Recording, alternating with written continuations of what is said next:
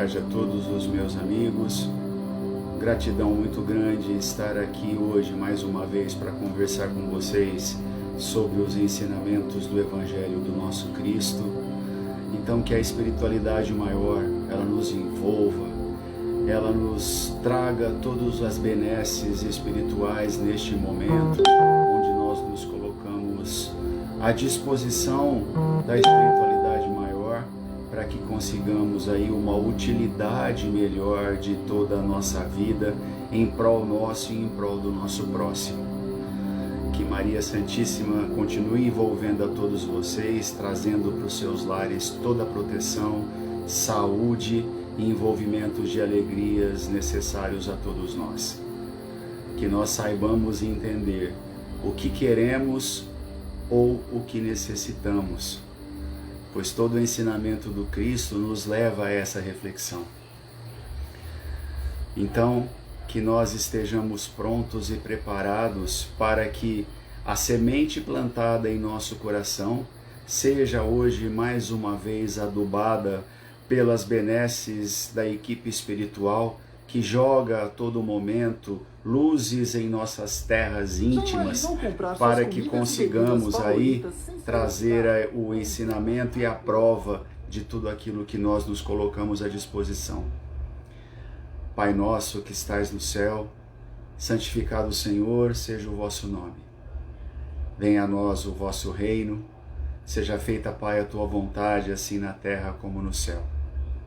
O pão nosso de cada dia nos dai hoje, Senhor.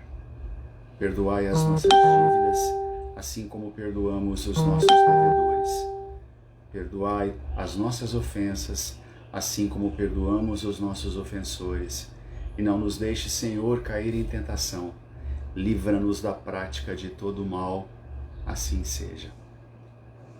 Mais uma vez aqui, reunidos nessa humilde casa de trabalho e oração, Sociedade Espírita Isabel Soares de Moraes, vamos hoje para o capítulo 89 do livro Fonte Viva, denominado Em Nossa Marcha. Esse capítulo nós conseguiremos aí falar de várias lições.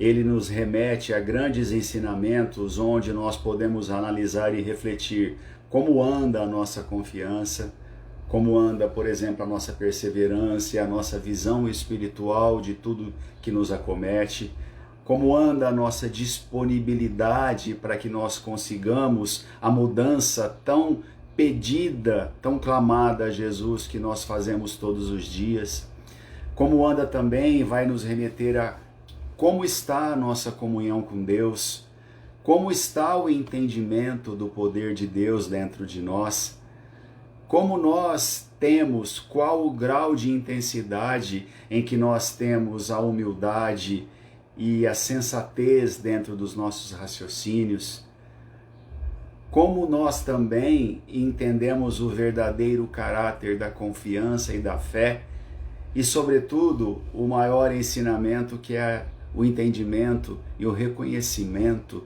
da divindade do nosso Cristo Jesus. A história é uma passagem da Bíblia, do Evangelho, que nós podemos notar em Marcos e em Lucas. Os dois, eles falam a mesma história. Marcos, nós vemos no capítulo 10, de versículos 46 a 52, e nós também podemos verificar em Lucas, no capítulo 18, no versículo 35 a 43. Então, vamos ao entendimento primeiro do que é essa passagem que consta no Evangelho, aonde o capítulo 89, Em Nossa Marcha, começa com a seguinte pergunta de Marcos 10, 51. Perguntou-lhe Jesus: que queres que eu faça?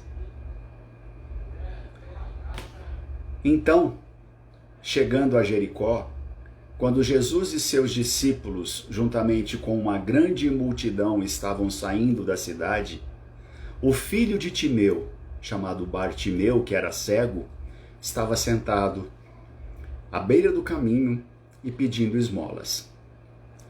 Quando ouviu que era Jesus de Nazaré, ele começou a gritar: Jesus, filho de Davi, tem misericórdia de mim. Muitos ali acabaram repreendendo e pedindo que ficasse quieto, mas ele gritava ainda mais: Filho de Davi, tem misericórdia de mim. Aí Jesus parou e disse: chamem-no. E aí chamaram o cego, dizendo: tem de bom ânimo, levanta-te, ele o está chamando. E aí, lançando de sua capa que ele tinha para o lado, de um salto, ele pôs-se de pé e dirigiu-se a Jesus. Jesus perguntou-lhe: o que quer que eu lhe faça? E o cego respondeu: Mestre, eu quero ver. Vá, Jesus disse, a sua fé o curou.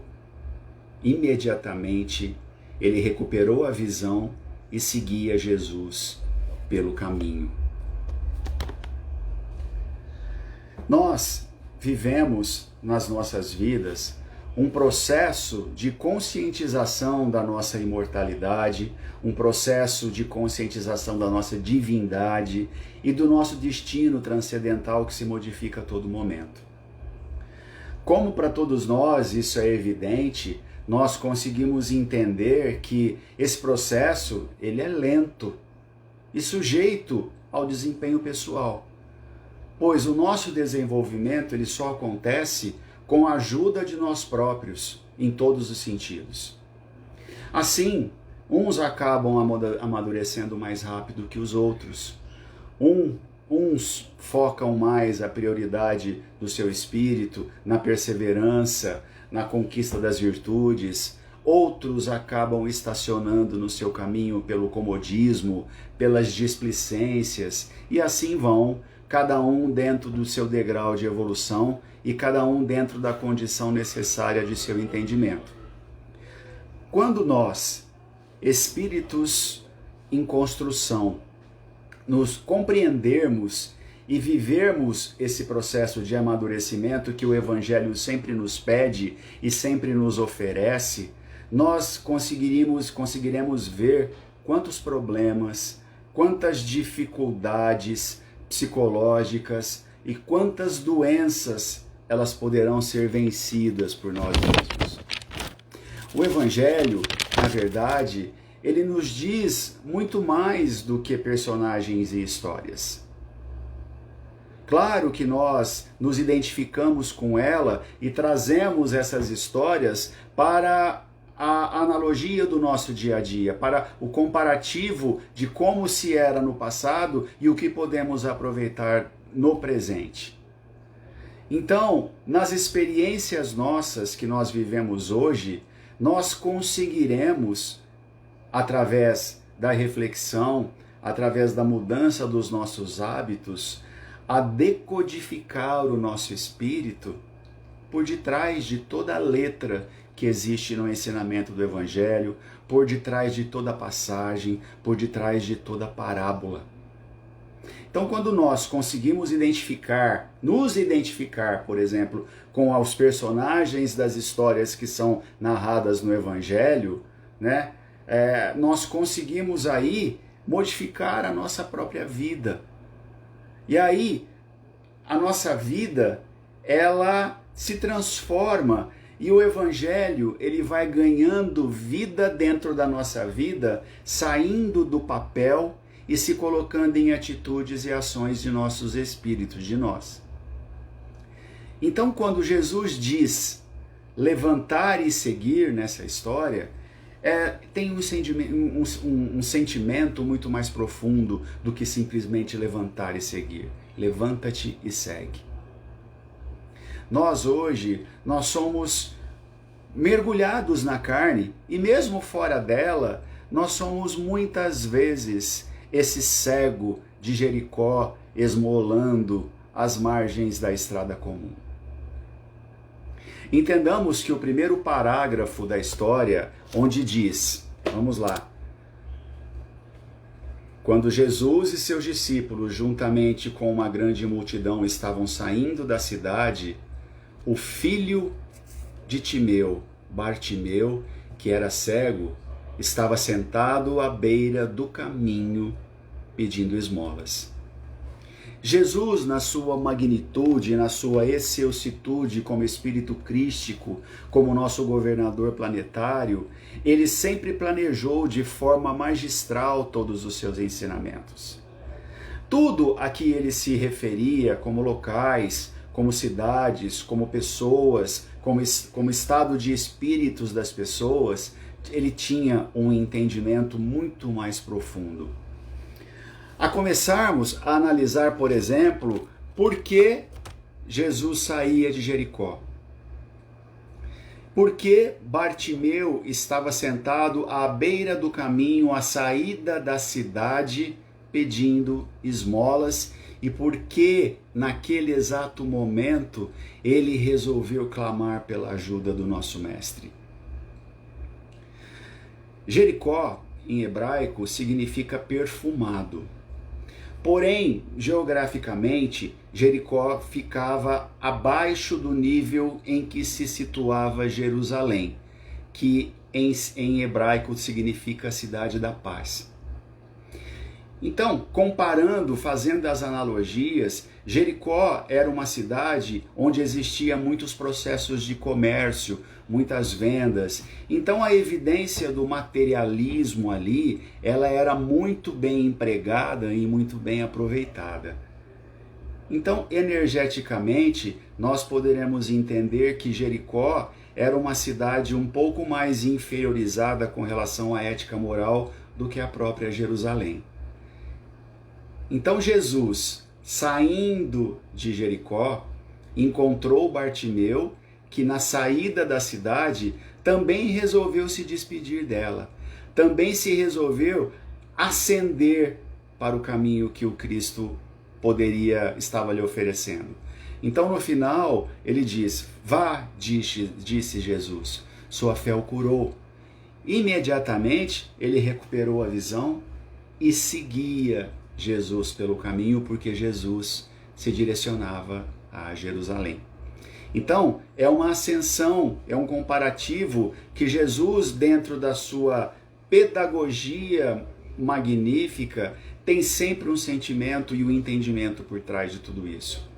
Entendamos, por exemplo, a parábola do bom samaritano, aonde dizia que um sacerdote ele vinha de Jerusalém com destino a Jericó.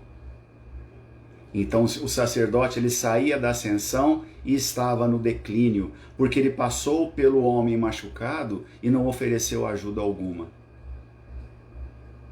Em contrapartida, vinha um viajante samaritano no caminho. O que é no caminho? Significava que ele estava no caminho que ele precisava para encontrar as forças divinas, para encontrar o evangelho do nosso Cristo. E ali ele se colocou à prova e no teste e ajudou o homem que estava machucado. Então esse parágrafo, essa lição, ela é extremamente importante, porque como nós somos espíritos mergulhados na carne, e como nós muitas vezes mendigamos tudo isso, nós precisamos entender em que situação nós nos colocamos. Porque a nossa vida de uma maneira geral, isso indistintamente para todos nós, ela nos chama constantemente ao trabalho, aos conhecimentos, à luz, mas muitas vezes nós, criaturas humanas, ficamos indecisos. E ficamos sem coragem para marchar, ficamos sem coragem para que nós nos elevemos. Emmanuel, no livro Construção do Amor, no capítulo 20, denominado Cegos, ele define muito bem a questão da cegueira. Porque, na maioria das vezes, nós não estamos somente cegos da visão material, nós estamos também cegos da visão espiritual, o que é o mais grave. Bartimeu, quando disse para Jesus, eu quero ver, ele não queria apenas a visão material, ele queria também a sua plenitude espiritual. Por isso que quando Jesus devolveu a visão física a ele, ele passou a segui-lo. Que condição está a nossa visão hoje? Nós somos cegos pedindo esmola? Ou nós clamamos a Deus uma ajuda a fim de que Jesus seja o nosso servo, que ele nos atenda às nossas necessidades que julgamos imediatas? Ou quando nós clamamos a Deus como Bartimeu, que nós nos tornemos servos dele? Na verdade, Bartimeu, pela sua vontade, ele venceu todo o seu comodismo, porque ele tinha enormes dificuldades, né? E vendo Cristo passar, ele conseguiu sair da sua inércia e da indiferença própria que ele criava para a própria vida.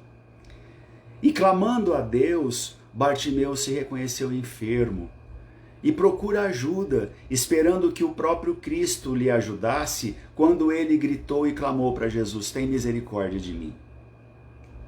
No entanto, como diz no parágrafo, as pessoas o repreendiam e pediam que ele ficasse quieto, mas ele gritava ainda mais alto.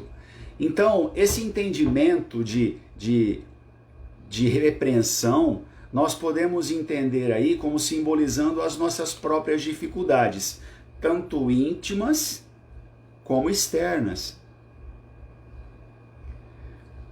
Porque na maioria das vezes nós escutamos, ou em algumas vezes talvez, nós escutamos de alguém assim: para, não precisa de tanto, não precisa de tudo isso, desista disso, vá mais devagar.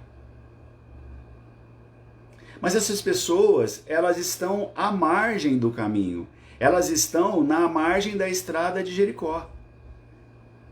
E fazendo isso, e elas entendendo que talvez seja o correto, elas acabam influenciando diretamente os nossos raciocínios e pensamentos, se nós não tivermos o objetivo principal de seguir adiante, de seguir em frente. Então, o que ele fez para superar toda essa repreensão que ele tinha, para que ele desistisse de chegar até Jesus? Alguns o envolviam e falavam: esqueça disso, para com isso, desista disso. E aí ele, se vendo ali, sendo abafado pela contribuição negativa de alguns que estavam ao seu lado, ele gritou mais alto, ele clamou mais alto. E clamando mais alto, ele conseguiu que Jesus o ouvisse. Ele superou esse negativismo que o envolvia para chegar até o nosso Mestre Jesus. Da mesma forma que Zaqueu, para que fosse visto pelo Cristo, ele teve que subir até uma árvore para ser enxergado. Mas na verdade, quem queria enxergar quem? Quem queria ver quem? Na verdade, Zaqueu queria ver a Jesus. Da mesma forma que Paulo de Tarso, na sua caminhada para Damasco em perseguição aos cristãos, perdeu a visão física. Porém, em 3 dias que ele ficou sem enxergar, ele conseguiu encontrar a luz dentro de si próprio e reconhecer o quanto essa luz podia se acender no caminho de outras pessoas que não tinham o entendimento e que viviam na ignorância. Infelizmente, nós temos desejos e inclinações infelizes que muitas vezes elas nos tiram do caminho. Mas, apesar de tudo isso, comparando Bartimeu com todas as dificuldades que ele tinha, ele evidenciou ainda mais a sua vontade, a sua determinação e a sua fé. E Jesus, a partir daí, ele faz uso dos intermediários que estavam entre ele e Bartimeu, para que esses intermediários representassem os homens, tanto de boa vontade quanto de má vontade. Mas ali também existiam homens de boa vontade, que vendo o clamor do cego, e quando Jesus o pede que o chame-o, eles vão até ele para abrir o caminho e diz: levanta-te. Ele te chama.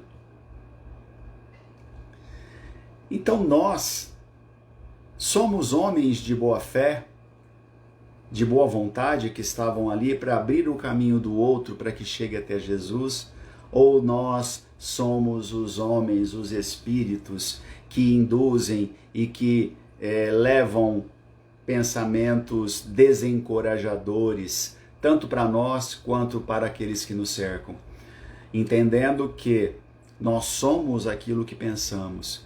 E se nós vemos o negativo apenas, nós conseguiremos passar e transmitir apenas o negativo. E se nós nos vemos em luz, em perseverança, mesmo entendendo as dificuldades do caminho, mesmo não tendo a possibilidade da visão ampla, nós podemos nos entender como homens de boa vontade. Porque nós acabamos aí sendo voluntários do nosso Cristo. E esse voluntariado, ele vem de maneiras abrangentes e de diversas possibilidades, como por exemplo, o simples fato de ouvir alguém, de ouvir um amigo, de ouvir um colega de trabalho, de ouvir um desamparado, sobretudo alguém necessitado. Então Jesus, quando diz, levanta-te, ele induz a Bartimeu para que ele movimentasse também as suas próprias energias. Ele induz para que ele também contribuísse com a força e com a luz que Jesus o dispensava naquele momento. Porque quando nós pedimos ajuda a Jesus, quando nós pedimos ajuda a Deus em alguma necessidade, ela sempre tem que existir a contraparte.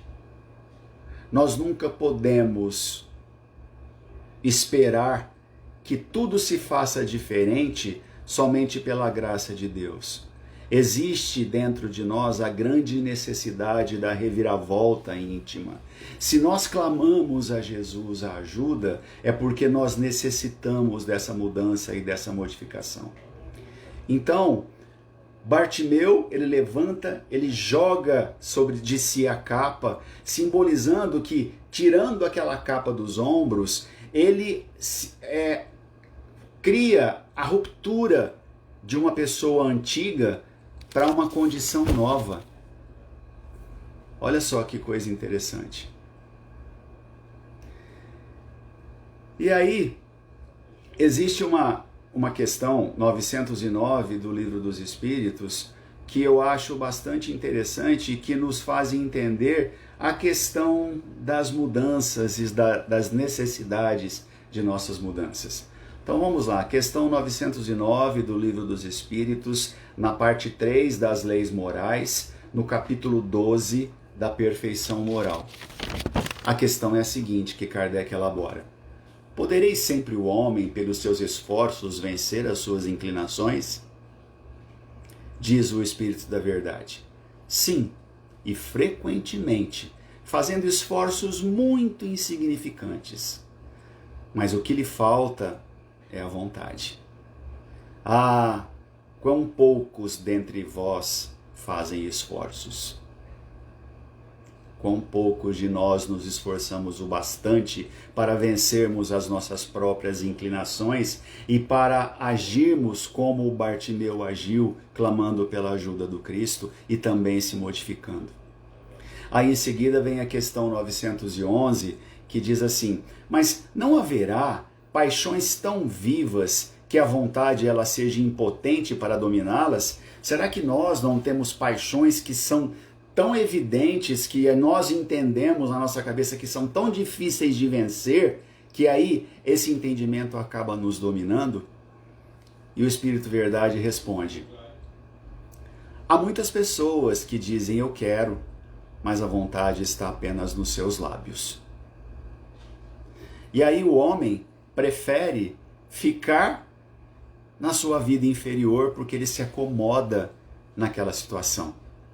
Então, quando nós cremos que nós não podemos vencer as nossas paixões, isso fica muito claro para nós que o nosso espírito, ele se compraz nas consequências da vida inferior.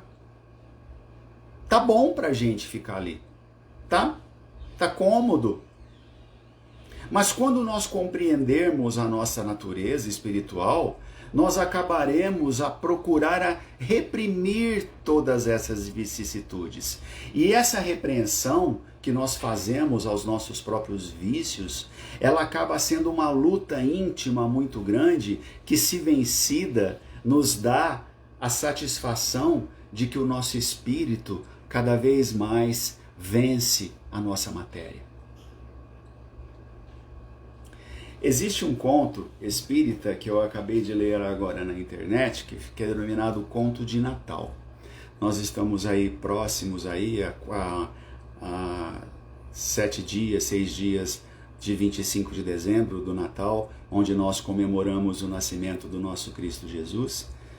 E esse conto, ele vem de encontro a tudo isso que a gente fala, que eu gostaria de narrar para vocês. Vamos lá. Denominado Um Conto de Natal.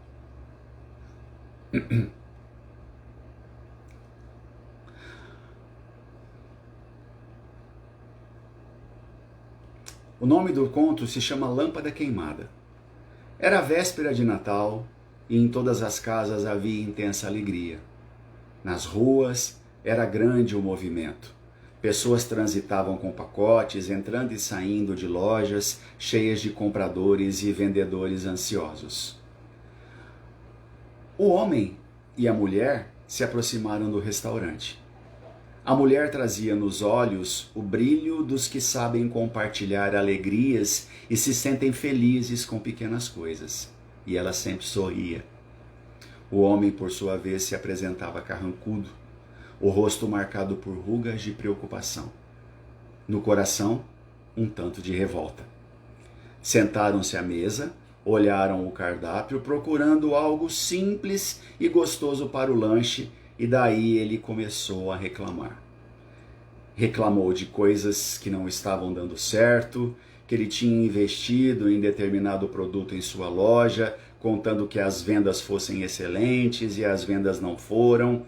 O produto não era atraente tanto assim, ou então talvez o preço fosse ruim, enfim. O comerciante reclamava e reclamava. De repente ele parou de falar. Observou que sua esposa parecia não estar ouvindo o que ele dizia. Na verdade, ela estava mesmo em outra esfera. Olhava fixamente para uma árvore de Natal que enfeitava o balcão do pequeno restaurante. Sim, ela não estava interessada na sua conversa. Ele também olhou a mesma direção e de forma mecânica comentou: a árvore está bem enfeitada, mas tem uma lâmpada queimada no meio das luzes. A mulher respondeu: é verdade, há uma lâmpada queimada. E você conseguiu vê-la porque está pessimista, meu amor. Não conseguiu perceber a beleza das dezenas de outras luzes coloridas que acendem e apagam, lançando reflexos no ambiente. Assim também acontece com a nossa vida. Você está reclamando da venda do produto que não deu certo e se mostra triste, mas está esquecido das dezenas de bênçãos que brilharam durante todo o ano para nós. Você está fixando seu olhar na única lâmpada que não iluminou nada. Vamos na íntegra agora do capítulo 89 do livro Fonte Viva, denominado Nossa Marcha. Em Nossa Marcha. Diz Emmanuel: cada aprendiz em sua lição, cada trabalhador na tarefa que lhe foi cometida, cada vaso com a sua utilidade, cada lutador com a prova necessária. Assim, cada um de nós tem o testemunho individual no caminho da vida. Por vezes, falhamos aos compromissos assumidos e nos endividamos infinitamente. No serviço reparador, todavia, clamamos pela misericórdia do Senhor, rogando-lhe compaixão e socorro, como o cego da estrada de Jericó. A pergunta endereçada pelo mestre ao cego de Jericó é, porém, bastante expressiva. Que queres que eu faça? A indagação deixa perceber que a posição melindrosa do interessado se ajustava aos imperativos da lei. nada ocorre à revelia dos divinos desígnios. Bartimeu, o cego, soube responder, solicitando visão. Entretanto, quanta gente roga acesso à presença do Salvador e, quando por ele interpelada, responde em prejuízo próprio. Lembremo-nos de que, por vezes, nós perdemos a nossa casa terrestre a fim de aprendermos o caminho da casa celeste. Em muitas ocasiões, nós somos abandonados pelos mais agradáveis laços humanos, de maneira a retornarmos aos vínculos divinos. Há épocas em que as feridas do corpo são chamadas a curar as chagas da alma, e situações em que a paralisia ensina a preciosidade do movimento. É natural peçamos o auxílio do Mestre em nossas dificuldades e dissabores. Entre mentes, não nos esqueçamos de trabalhar pelo bem nas mais aflitivas passagens de retificação e de ascensão, convictos de que nos encontramos invariavelmente na mais justa e proveitosa oportunidade de trabalho que merecemos e que talvez não saibamos de pronto escolher outra melhor.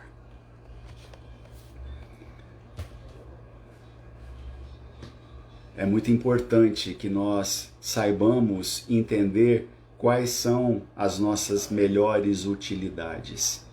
Nós somos úteis a coisas extremamente lindas, extremamente benéficas para nós e para todos os outros. É importante que nós saibamos enxergar de verdade, porque Jesus dizia: aos que têm ouvido para ouvir, que ouçam, aos que têm olhos de ver, que vejam. Muitas vezes nós temos olhos, nós vemos, mas nós não enxergamos. Muitas vezes nós escutamos, mas nós não ouvimos. Importante se faz que nós paramos para analisar em qual grau de entendimento nós estamos nesse momento, que nos pede tanta colaboração íntima para que nós sejamos melhores ao outro. Eu gostaria de finalizar o nosso estudo hoje falando de uma prece muito linda que eu considero extremamente maravilhosa e que foi psicografada na França por uma médium chamada Madame Creel durante uma noite de Natal de 1873. Foi psicografada pelo espírita Cáritas, de quem nós conhecemos aí várias mensagens. Essa psicografia, ela foi feita como uma oração e um pedido a Jesus. Só para o nosso entendimento, o espírito Cáritas, ele viveu no século IV. Ele tinha duas irmãs, uma chamada Ágape e outra chamada Quilônia. E Irene, que era o nome de Cáritas naquela época, ela foi uma jovem martirizada em Roma no ano de 305, quando das perseguições cristãs pelo governador Diocleciano. Kardec, ele nos dá a informação na Revista Espírita de 1862, dizendo que Cáritas é o espírito de Irene que foi martirizado. E Irene em grego significa paz. O seu culto hoje, a Santa Irene, ele é muito intenso no Oriente e no Ocidente, pelo seu exemplo de mártir. Realmente, Irene, ou Cáritas, ela se tornou uma serva de Jesus, e não que Jesus fosse o seu servo. Então vamos à oração para a gente finalizar.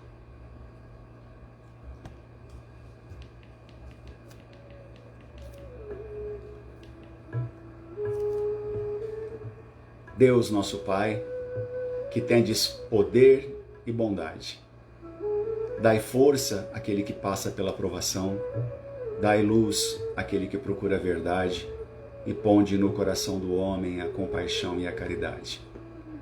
Deus, dai ao viajor a estrela guia, ao aflito a consolação, ao doente o repouso. Pai, dai ao culpado o arrependimento, ao espírito a verdade, à criança o guia, ao órfão o Pai. Senhor, que a vossa bondade se estenda sobre tudo o que criastes. Piedade, Senhor, para aquele que vos não conhece, esperança para aqueles que sofrem. Que a vossa bondade permita aos Espíritos Consoladores derramarem por toda parte a paz, a esperança e a fé. Deus, um raio, uma faísca do vosso amor pode abrasar a terra.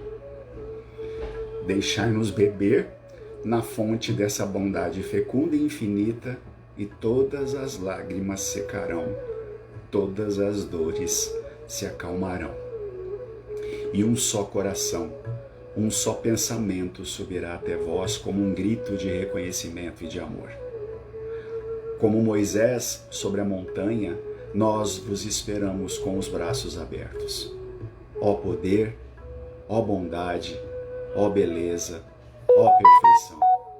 E queremos, de algum modo, alcançar a misericórdia. Deus, dai-nos a força de ajudar o progresso a fim de subirmos até vós. Dai-nos a caridade pura, dai-nos a fé e a razão. Dai-nos a simplicidade que fará de nossas almas o espelho onde se refletirá a vossa santa e misericórdia imagem. Que assim seja.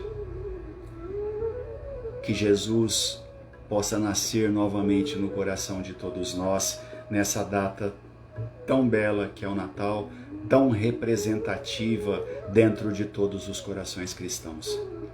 Que ele realmente seja o vínculo dos nossos corações e de nossas mentes para a transformação de todos nós em seres humanos melhores. Um Feliz Natal para todos vocês e a toda a sua família. Muito obrigado. Fiquem todos em Deus e uma ótima semana.